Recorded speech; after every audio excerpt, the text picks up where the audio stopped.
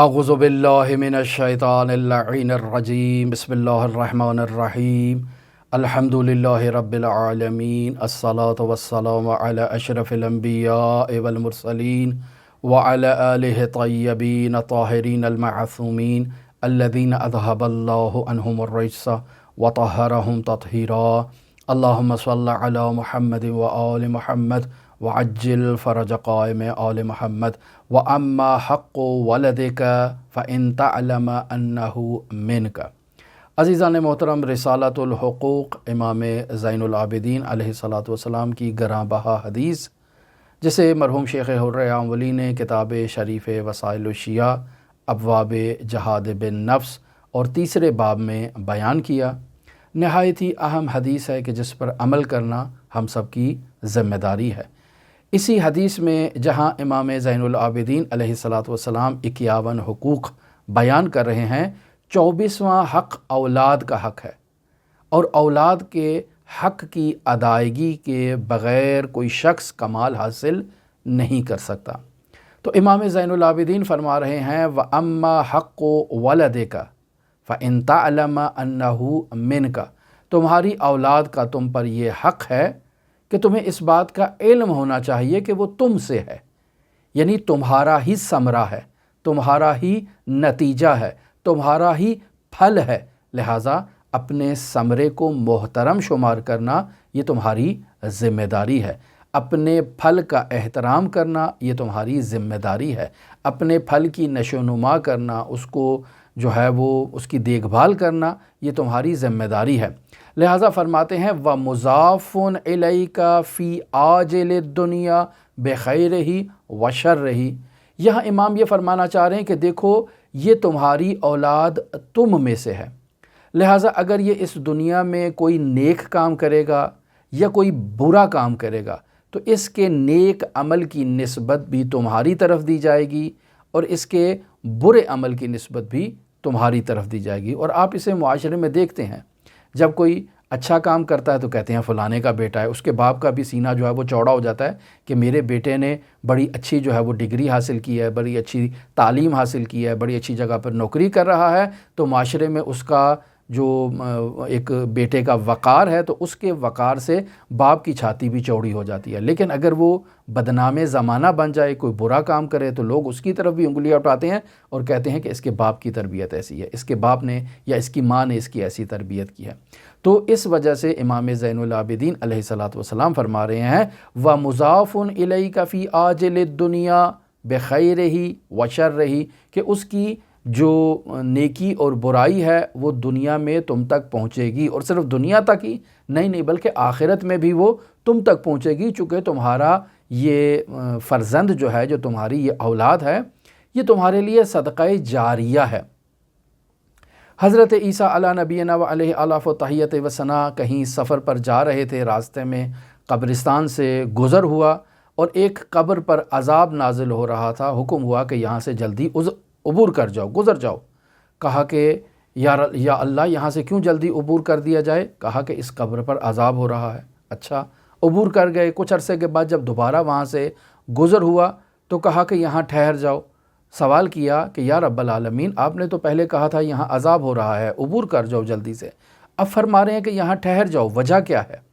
تو پیغام آیا کہ اب اس کے بچے نے نیک عمل انجام دیا ہے، یا بسم اللہ پڑھی ہے، یا کسی راستے کو تعمیر کروایا ہے، کوئی مفاد عامہ کا کام انجام دیا ہے، تو چونکہ اس کے بچے نے نیک عمل انجام دیا ہے تو اس کا صلہ اور پاداش اس عالم برزخ میں اس صاحب قبر کو بھی مل رہا ہے، لہٰذا اللہ کی رحمت کے فرشتے اس پر نازل ہو رہے ہیں، لہٰذا تم بھی ٹھہر جاؤ، تم بھی اللہ کی رحمت کا باعث بنو اس صاحب قبر کے لیے۔ تو بس عزیزان محترم، یہاں معلوم ہو گیا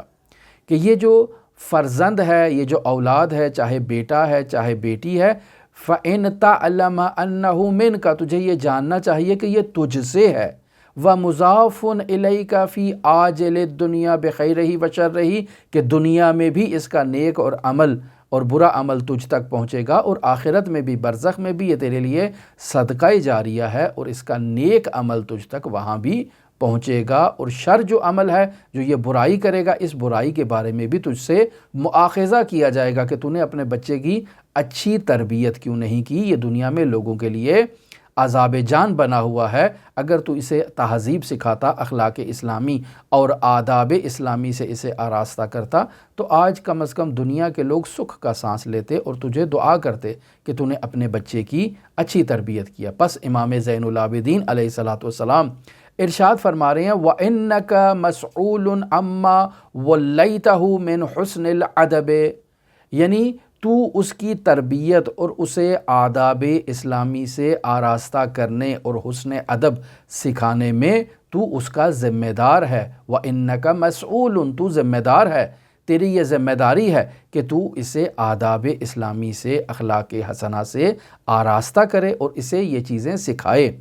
وَالدَّلَالَةِ عَلَىٰ رَبِّهِ عَزَّ وَجَلَّ، اور تو مسئول ہے، فَإِنَّكَ مَسْعُولٌ، تو یہ ذمہ دار ہے، تیری یہ ذمہ داری ہے کہ تو اسے اس کے رب عز و جل تک رہنمائی کرے، تو اسے اعتقادات اسلامی سے آشنا کرے، اسے برہان سے آشنا کرے، وہ جو عقائد اس نے قائم کر رکھے ہیں ان عقائد پر دلیل حاصل کرنے میں اس کی رہنمائی کر۔ یہ بھی تیری ذمہ داری ہے کہ تو اسے اللہ تبارک و تعالیٰ سے آشنا کرائے، دوستی کرائے، محبت کروائے، تاکہ تیرا یہ فرزند اس دنیا میں عمل صالح انجام دے۔ وَالْمَعُونَةَ عَلَىٰ طَاعَتِهِ، اور تیری یہ ذمہ داری بھی ہے کہ تو اسے اللہ تبارک و تعالیٰ کی اطاعت کا پابند بنائے۔ لہٰذا بچہ اگر نماز نہیں پڑھ رہا تو آپ کی یہ ذمہ داری ہے کہ آپ اسے ادب کریں، اسے تعدیب کریں، حتیٰ اسے مار بھی سکتے ہیں تاکہ یہ اللہ تبارک و تعالیٰ کی اطاعت کے لیے، نماز کے لیے کھڑا ہو۔ یہ سن بلوغ سے پہلے اس کی تربیت کرنا یہ والدین کی ذمہ داری ہے۔ اب اگر بالغ ہو چکا ہے اور نماز نہیں پڑھتا تو والدین سے اس کی عدم تربیت کے بارے میں سوال کی جائے گی، مؤاخذہ ہوگا کہ تم نے اپنی اولاد کی ایسی تربیت کیوں نہیں کی کہ وہ اللہ کی عبادت کریں۔ پس رہنمائی کرنا اللہ کی طرف یہ والدین کی ذمہ داری ہے، ان کو نیک عمل کی تربیت دینا اور انہیں اللہ کی اطاعت پر وادار کرنا، مجبور کرنا، یہ بھی والدین کی ذمہ داری ہے۔ فَعَمَلْ فِي أَمْرِ، اب یہاں امام زین العابدین یہ فرما رہے ہیں کہ پس اپنی اولاد کی اچھی تربیت کرو، یہ اچھی تربیت کرنا تمہاری ذمہ داری ہے۔ فَعَمَلْ فِي أَمْرِهِ عَمَلَ مَنْ يَعْلَمَ أَنَّهُ مُثَابٌ عَلَى الْإِحْسَانِ، یعنی تم اس کی اچھی تربیت کرو، ایک ایسے شخص کی طرح اس کی اچھی تربیت کرو جو شخص یہ جانتا ہے کہ جو کچھ بھی اس کا یہ بچہ کرے گا، اگر نیکی کرے گا یا بدی کرے گا تو اس نیکی کا ثواب یا اس بدی کا عقاب میں یہ والد بھی شریک ہو جائے گا۔ یہاں امام فرما رہے ہیں فَعَمَلْ فِي أَمْرِهِ، اس کو امر کرنے میں، اس کو تربیت کرنے میں تم جو ہے وہ اقدام کرو، اور ایسا اقدام کرو، عمل، ایسا عمل انجام دو، من یعلم، وہ شخص کو جو یہ جانتا ہے کہ انہ مصاب علی الاحسان، کہ احسان کرنے پر وہ بھی ثواب لے گا، ومعاقب علی اساءۃ الیہ، اور اگر یہ بچہ کوئی برا کام کرے گا تو اس کے والد سے بھی مؤاخذہ کیا جائے گا کہ تو نے اپنی اولاد کی اچھی تربیت کیوں نہیں کیا۔ لہٰذا عزیزان محترم، اولاد کے حقوق ہیں، قرآن مجید ان حق میں پہلا حق جو بیان کر رہا ہے وہ حق حیات ہے، کہ اولاد کو زندگی کرنے کا حق حاصل ہے۔ کسی شخص نے اپنی زوجہ کے ساتھ قربت اختیار کی، نزدیکی اختیار کی، حمل ہو گیا، اب وہ پچھتا رہا ہے، وہ کہتا ہے کہ مجھے بچہ نہیں چاہیے۔ اب بچہ نہیں چاہیے تو کیا کریں؟ فوراً جائیں ڈاکٹر کے پاس اور ڈاکٹر سے کہیں کہ اس بچے کو ساقط کر دے، اس بچے کو گرا دے، یہ فعل حرام ہے۔ شریعت محمدیہ، محمد مصطفیٰ صلی اللہ علیہ وآلہ وسلم میں اس عمل کو حرام قرار دیا گیا ہے اور اس کی باقاعدہ دیت قرار دی گئی ہے۔ لہٰذا خداوند متعال نے اس فعل کی مذمت کی ہے سورہ ممتحنہ آیت نمبر 22 میں، وَلَا يَقْتُلْنَ أَوْلَادَهُنَّ، یعنی ان خواتین کو جو رسول خدا صلی اللہ علیہ وآلہ وسلم کی خدمت میں بیعت کرنے کے لیے آئی ہیں، رسول خدا صلی اللہ علیہ وآلہ وسلم ان سے یہ کہہ رہے ہیں کہ اپنی اولاد کو قتل مت کرو، یعنی تم میری بیعت کرنے کے لیے آج آئی ہو، مسلمان ہونے کے لیے آئی ہو، تو اس بات پر میری بیعت کرو کہ اولاد کو قتل نہیں کرو گی۔ اور پھر اسی طرح سے وَلَا تَقْتُلُوا أَوْلَادَكُمْ خَشْيَةَ إِمْلَاقٍ، اپنی اولاد کو فقر کی تنگ دستی کی وجہ سے اس کو قتل مت کرو۔ نحن نرزقکم و ایاکم، ہم تمہیں بھی رزق عطا کریں گے اور تمہاری اولاد کو بھی رزق عطا کریں گے۔ فإن قتلہم کان خطأ کبیرہ، چونکہ انہیں قتل کرنا یہ گناہ کبیرہ ہے، پس زندگی کرنے کا حق اللہ تبارک و تعالی نے اولاد کو عطا کیا ہے۔ لہٰذا جیسے ہی عورت جو ہے وہ حاملہ ہو جاتی ہے، اس کے لیے اسقاط حمل کرنا فقہی اعتبار سے جائز نہیں ہے، اس کو اس بات کی اجازت نہیں ہے۔ اور پھر اگر عورت نے کوئی ایسا گناہ کیا ہے کہ جس گناہ کے باعث عورت پر حد جاری ہونی ہے، تو اگر یہ حاملہ ہے تو خداوند متعال کہتا ہے کہ جب تک یہ حمل کو انجام نہیں دے دیتی، بچہ اس کا اس دنیا میں نہیں آ جاتا، اس پہ حد جاری بھی نہیں کی جا سکتی ہے۔ پس پہلا حق حق حیات ہے، انہیں زندگی کرنے کا حق حاصل ہے۔ دوسرا حق ان کی تربیت کرنا ہے، والدہ کے ذمہ ہے کہ اس کو دودھ پلائے،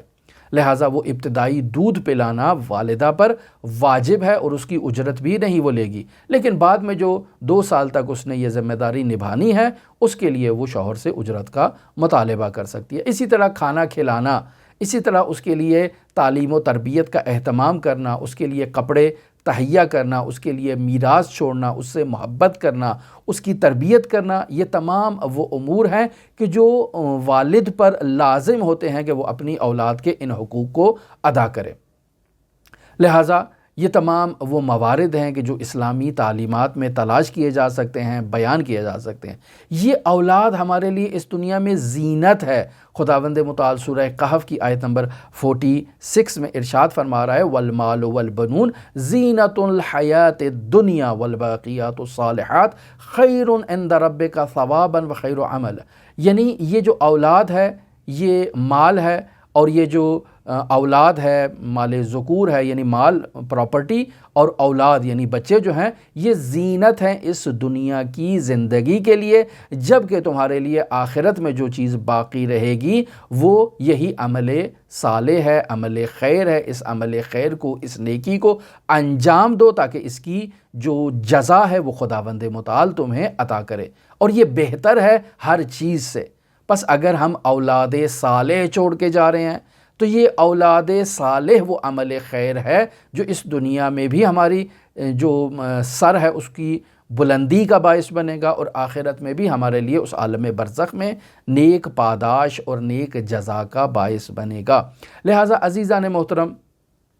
یہاں والدین کا یہ حق ہے کہ ہم ان کی تربیت کریں، ان کی پیدائش سے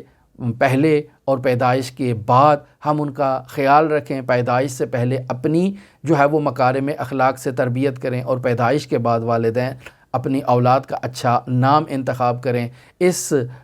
مولود کو آداب اسلامی سے تربیت کریں، آغاز ہی میں اس کو ایسی محفل اور ایسی صحبت دیں جب وہ دودھ پی رہا ہے۔ ماں اگر آیات قرآنی کی تلاوت کرے گی تو یہ بچہ صالح ہوگا، اگر ماں نماز اور روزے کی پابندی کرے گی، اخلاقی مجالس میں بیٹھے گی، اخلاقی گفتگو کرے گی تو بچے پہ اس کا پازیٹیو اثر پڑے گا، اور اگر ماں بری محافل میں جائے گی تو اس کا بچے پہ برا اثر پڑے گا۔ والد کی ذمہ داری ہے کہ وہ ماں کو ایسی جگہوں پر جانے سے روکے، ایسے افعال انجام دینے سے روکے جو ڈائریکٹ بچے کی تربیت پر اثر انداز ہو رہے ہیں۔ تو یہ والدین کی ذمہ داری ہے کہ ان دونوں کی اچھی تربیت کرے۔ ان الولد الصالح ریحانۃ من ریاحین الجنہ، یعنی ایک اچھا بچہ، ایک صالح بچہ جو ہے وہ جنت کے پھولوں میں سے ایک پھول ہے والدین کے لیے۔ یہ بھی باقاعدہ حدیث ہے جو اصول کافی جلد نمبر 6 اور صفحہ نمبر 3 پر